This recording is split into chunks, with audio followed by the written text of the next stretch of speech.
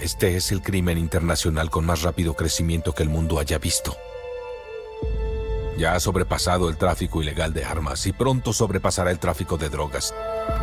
Porque solo se puede vender una bolsa de cocaína una vez. Pero un niño, de 5 a 10 veces al día. Los niños de Dios no están a la venta. En cuanto cierro los ojos, veo los rostros de esos niños. ¿Cuántos pedófilos has atrapado? 288. ¿Cuántos niños has encontrado?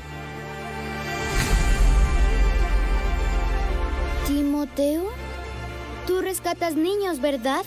Quizá puedas ayudarme a encontrarla. Te lo prometo.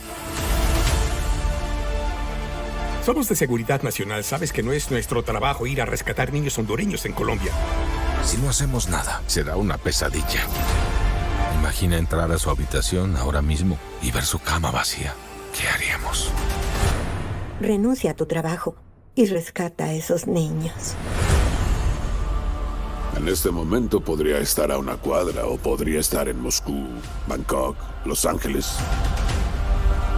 Los atrae con su apariencia, les promete el sol y la luna. Es territorio rebelde. Nadie entra ahí. Ni el ejército, ni la policía, ni nosotros. ¿Y si ella fuera tu hija? Nadie vendrá a rescatarnos. Estarán solos.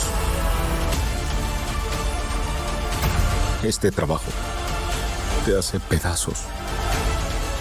Y esta es mi única oportunidad de juntar esos pedazos de nuevo.